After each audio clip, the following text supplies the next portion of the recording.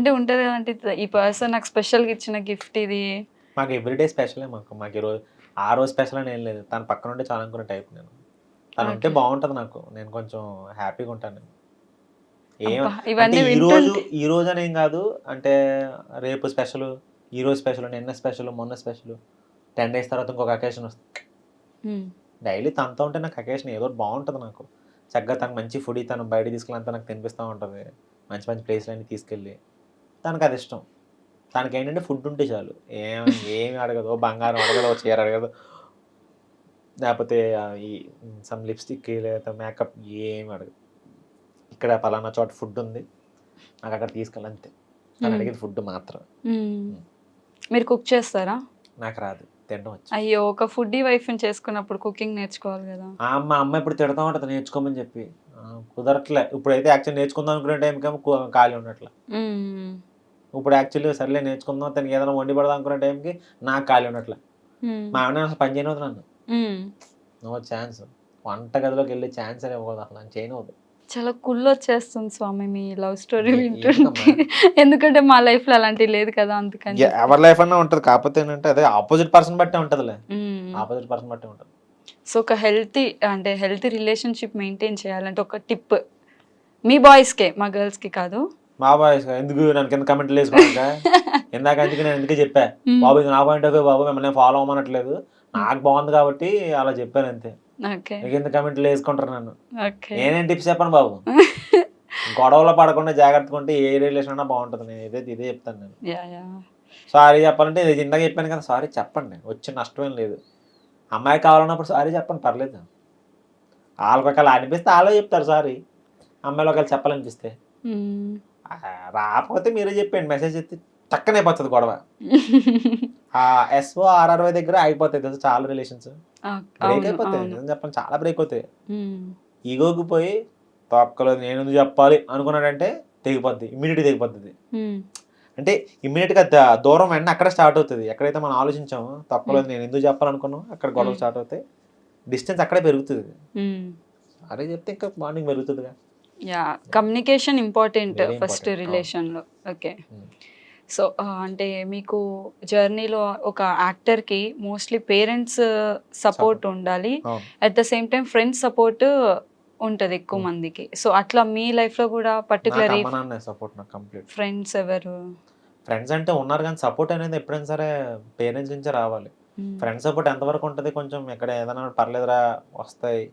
ఈ సపోర్ట్ ఇది అందరూ చెప్తారు ఈ మాటలివి. వెయిట్ చేద్దాంలేరా నీకు టాలెంట్ ఉంది. అది మనకు తెలుసు. హ్మ్. స్పెసిఫిక్‌గా లోపల ఒకడు వచ్చి గిచ్చి చెప్పక్కర్లా. ఉంది కాబట్టి కాస్త దేవుడి దయ వల్ల దేవుడు చూసాడు కాబట్టి కొంచెం ఆయన నమ్ముకున్నాం కాబట్టి కొంచెం ఫార్వర్డ్ వెళ్ళాను జీవితంలోకి. ఫ్రెండ్ సపోర్ట్ పనిచేస్తది. కొన్ని కొన్ని విషయాల్లో బావుంటది గానీ, బట్ మేజర్ మనకు కావాల్సింది ఆర్టిస్ట్‌కైనా ఆర్టిస్ట్ అని గాదు. ఒక హ్యూమన్ కావాల్సింది అమ్మ, నాన్న సపోర్టే. హ్మ్. అమ్మ, నాన్న సపోర్ట్ ఉంటే మనిషి అనేవాడు ఏదైనా చేయగలుగుతాడు. హ్మ్. Not only in this field. Any field. Anything. Anything ఏదైనా చేయగలుగుతాడు. సో, మీ యాక్టింగ్ మీరిందాకన్నారు నేను చేయగలుగుతాను, నేను ప్రూవ్ చేసుకోగలుగుతాను. ఒక ఛాన్స్ కోసం వెయిట్ చేస్తున్నా అనేసి. ఇఫ్ ఇన్ కేస్ ఒకవేళ మీ యాక్టింగ్‌కి మీరు రేటింగ్ ఇచ్చుకోవాలి 10 హ్మ్. లోపల అంటే హ్మ్. ఎంత రేటింగ్ ఇచ్చుకుంటారు? 10 10. యాహ్! హ్మ్. I'm confident. చెప్తున్నా కదా! నేను ఎవరి పాయింట్ ఆఫ్ వ్యూలో మాట్లాడట్లేదు. నేను నా పాయింట్ ఆఫ్ వ్యూ మాట్లాడుకున్నాను. నా గురించి. నా మీద నమ్మకంతో నేను ఇచ్చుకుంటున్నాను. హ్మ్. నన్ను నేను ఇప్పుడు నేను చీప్‌గా చూసుకోలేను నేను. అవునవును. Yes. I'm confident. I'm dam sure. నేను ఏదన్నా చేయగలుగుతాను. మీరు చేయించుకోవట్లేదన్న నా తప్పే అది. ఐ ఐ కాంట్ కొంచెం హెల్ప్ ఇట్. చేయించుకోండి. యాహ్! హ్మ్. సో, మీకు ప్రపోజల్స్ అంటే మీరు ఆల్రెడీ ఫేమ్ ఉన్నారు. చాలామంది అమ్మాయిలకి మీరు క్రష్ అది మీకు తెలుసో లేదో మీకు తెలీదు. హ్మ్. బట్ నా ఫ్రెండ్ సర్కిల్‌లోనే చాలా మందికి మీరంటే ఇష్టము. అలా ప్రపోజల్స్ ఏమన్నా వచ్చాయా? ఫేమ్‌కి ముందైతే ఏం రాలా. ఫేమ్ తర్వాత? ఫేమ్ తర్వాత అంటే అందరూ బావుంటారు మీరంటే నాకిష్టం అంటారు కానీ హై లెవెల్ ఎందుకు చెప్తారు? అంటే కాలేజ్ డేస్, స్కూల్ డేస్‌లో అప్పట్లో మనం అసలు పెద్ద డకోటాలో ఉండేవాళ్ళం. అస్సలు మామూలుగా గాదు. మనల్ని ఎవడో కనీసం అమ్మాయి వంక కూడా చూసేది కాదు. అంతేనా? నాకు భయమే అమ్మాయిలు అప్పట్లో మాట్లాడడం. నాకు నా వైఫ్ వచ్చిన దగ్గర నుంచి అసలు యాక్టింగ్‌లో ఒక అమ్మాయితో యాక్టింగ్ ఎలా చేయాలో చెప్పిందే మా ఆవిడ. అబ్బో! చండాలంగా అమ్మాయితో సిగ్గుపడుతున్నావు ఏంటి అంది. సరిగ్గా చేయి యాక్టింగ్ అంది ఓ రోజు సెట్‌లోకొచ్చి. కరెక్ట్‌గా పట్టుకో అమ్మాయిని ఇక్కడ పట్టుకొని డైలాగ్ చెప్పంది. నాకు రావట్లేదన్నాను. సిగ్గుపడితే చాలా కష్టం అమ్మాయిలతో సరిగ్గా యాక్ట్ చేయని చెప్పి వీళ్ళ దగ్గర ఇక్కడ ఉంది మా ఆవిడ. సరిగ్గా యాక్ట్ చేయని చెప్పి ఇక్కడ నుంచి ఉంది హ్మ్. అమ్మాయి ఇక్కడ ఉంది అమ్మాయికి డైలాగ్ చెప్పాలి లవ్ ప్రపోజ్ చేయాలి నువ్వు వెళ్ళిపోవా చేస్తానన్నాను నేను వాళ్ళ కష్టం అలాగా సిగ్గుపడకూడదు నువ్వు హ్మ్. నాకు తనున్న వల్ల నాకు మొమాటం పోయింది నాకు ఇప్పుడు నేను ఏ అమ్మాయితో మొమాటం పడ్డా అది మాట్లాడడానికి అసలు నేను ఇప్పుడు నీతో అట్లా మాట్లాడుతున్నాను నేను అందరితో అట్లా మాట్లాడతాను నాకు అసలు ఆ భయం మొత్తం పోవడం కారణం నా వైఫే హ్మ్.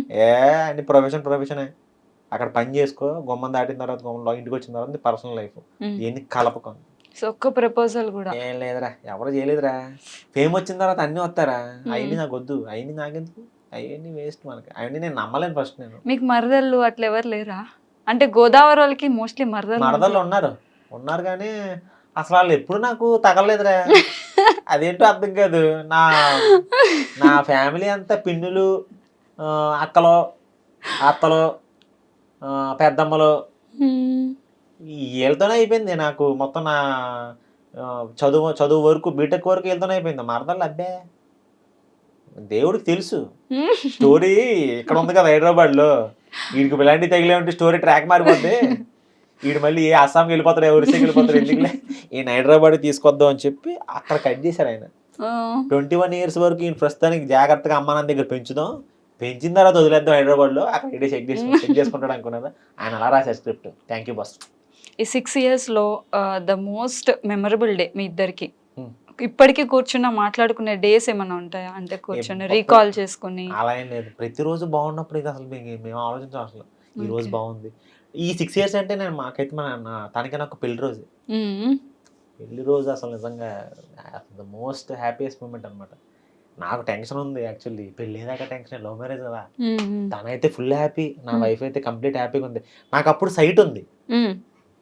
2019లో కంప్లీట్ సైట్ ఉంది 4.5 ఉంది ఏం ఆనం కాళ్ళలో తీసేసాం ఫోటోల కోసం మనం సరే తీసేసాం మనకేం ఆంతలేదు త్రివిక్రమ్ గారు తర్వాత శ్రవంతి రవికిషోర్ గారు మా మాయ గారు అందరూ ఉన్నారు నాకు కళ్ళుకి అంతా బ్లర్లో ఉన్నారు మొత్తం అందరూ కోటి గారు మ్యూజిక్ డైరెక్టర్ అందరూ వస్తే సినిమా నుంచి అందరూ వస్తున్నారు మనకేం కనిపించట్లా నేను తను అడిగాను ఎవరు వచ్చినా కూడా రావడం నాకు చెప్పా నాకు కనీసం మీ ఓడ మావిడ చెప్పు వాళ్ళకి ఒక నవ్వుసిరేస్తాను నేను ఇదే చేశాను నేను ఒరే నాయన మొత్తం ఆ చెయ్యి ఒక గంట సేపు ఇలాగే పెట్టి నువ్వు కూర్చున్నావు అనమాట పీటల మీద మనకి ఎవరు కనపడతలే సరే ఫోటోల కోసం ఎంత కక్కుర్తి పడ్డామంటారు బాబు అనుకున్నాను కలదోడు పెట్టి మనం పోతూ ఉండేది కోవిడ్లో చేయించుకున్నాను ఈ లాసిక్ కానీ అసలు ఏం కనపడట్లేదు ఓ పక్కనేమో టెన్షన్ ఆనందం అన్నీ మిక్స్ అనమాట అసలు పెళ్ళి అయ్యేదాకా తాళి కట్టి 7 అడుగులు వేసి అమ్మాయిని ఇంటికి తీసుకెళ్ళేదాకా టెన్షన్ ఎవడక్కడ గొడవ పెట్టేస్తాడో భయం అనమాట ఈ అమ్మాయి ఇది ఆ పిల్లేమో చక్కగా నవ్వుతుంది చక్కగా ఎంజాయ్ చేస్తుంది నా బతికేంటో నాకు అర్థం కావట్లేదు నాకు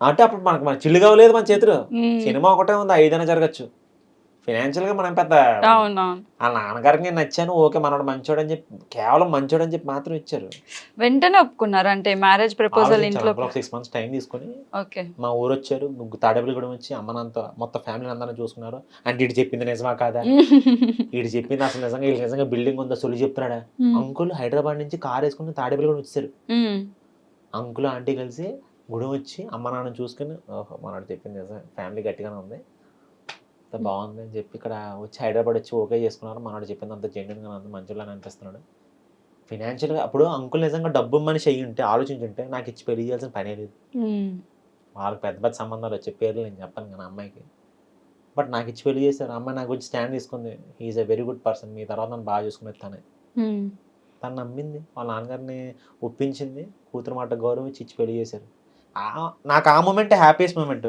ఎప్పుడైతే తాళి కట్టి 7 అడుగులే సజ్జని ఇంటికి వెళ్ళిపోలరా బాబు ఇక్కడైతే సత్యం ఉండకూడదు ముందు అమ్మాయి పిల్లల్ని పట్టుకెళ్ళిపోతారు తర్వాత బట్ ఇంకా ఎప్పుడైతే వన్స్ పెళ్ళి అయిపోయి రిసెప్షన్ అయిపోయిందో కాలు మీద కాలు వేసుకున్నా ఆహా జీవితం ఏదో సాధించాను ప్రొఫెషన్ ఎప్పటికైనా సాధిస్తాం మనకు నమ్మకం ఉంది కానీ పర్సనల్ లైఫ్ చాలా బాగుండాలి కదా ఒక ఆర్టిస్ట్ అనేవాడు ఎదగాలంటే నాట్ ఓన్లీ ఇన్ ప్రొఫెషన్ అది పర్సనల్ లైఫ్లో చాలా నడుస్తూ ఉంటాయి పర్సనల్ లైఫ్లో ఎంత మంచి సపోర్ట్ ఉంటే ప్రొఫెషన్ అంత పైకి ఎదుగుతాడు నాకు ఇక్కడ బాగుంది కాబట్టి ఇక్కడ ఎదుగుతున్నాను మీరు మీ వైఫ్ని నిక్నేమ్ బంగారం తను అంతే బంగారం తను ఏం పిలుస్తుందంటే నాన్న అంటది లేకపోతే మా ఇంటి పేరు పెట్టి పిలుస్తుంది తేజ అంటది సో చూసారు కదా మా స్వామి గారి personal life and professional life Swami నేను ఒకటి మర్చిపోయి అడగడం లైక్ అంటే ఇప్పుడు ఫేవరెట్ హీరో ఏంటి ఈయన పక్కన ఛాన్స్ వస్తే నాకు చెయ్యాలి అనే ఒక తారక్ గారు ఎందుకని ఏమో నాకు మొదటి నుంచి ఉంది నాకు అంటే ఫీల్డ్కి రాకముందు నుంచి ఆయన పక్కన చేయాలని ఇంట్రెస్ట్ ఉండేది నాకు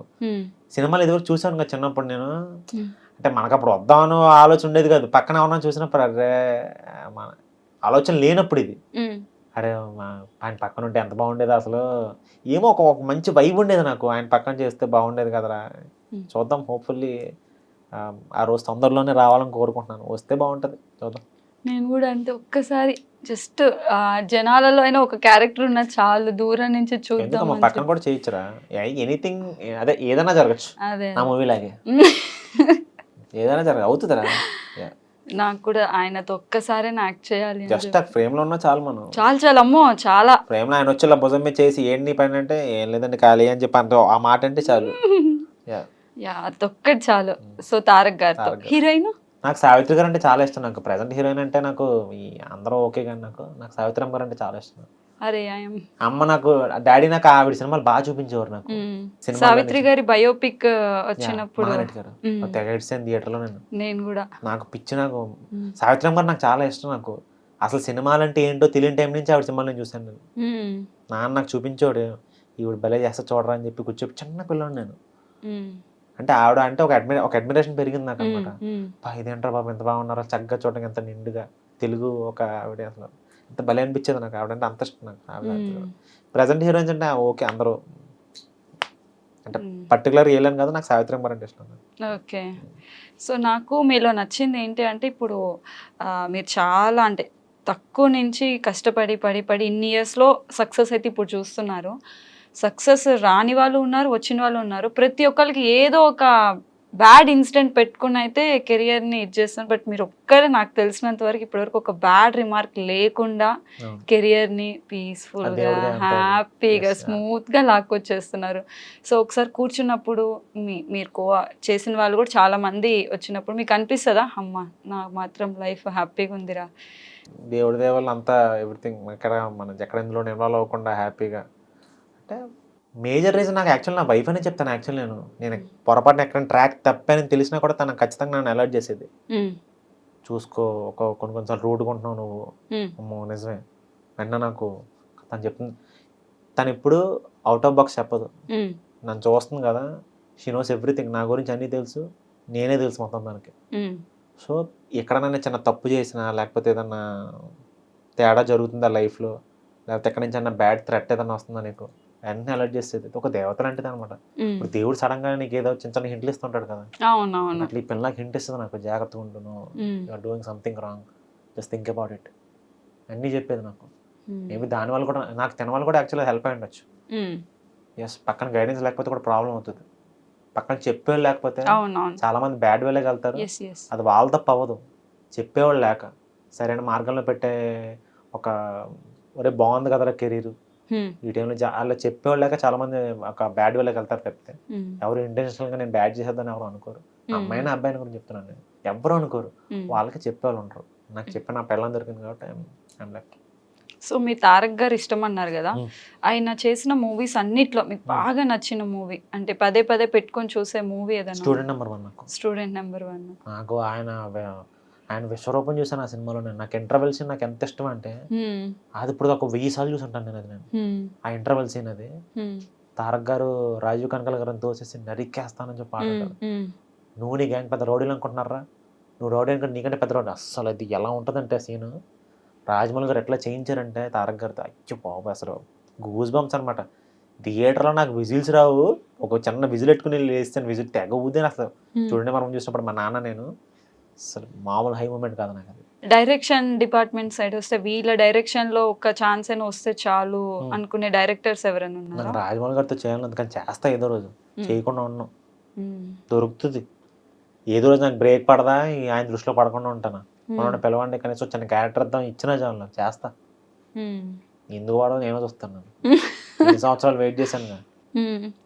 ఒక్క ఫ్రైడే నా డోరు నాకు చేయదా సక్సెస్ కొడతాను నేను. నో డోర్ కొడతాను నేను. ఎవరైనా అనుకున్నా ఎవరైనా ఆపినా నేను వెళ్తాను ముందుకు.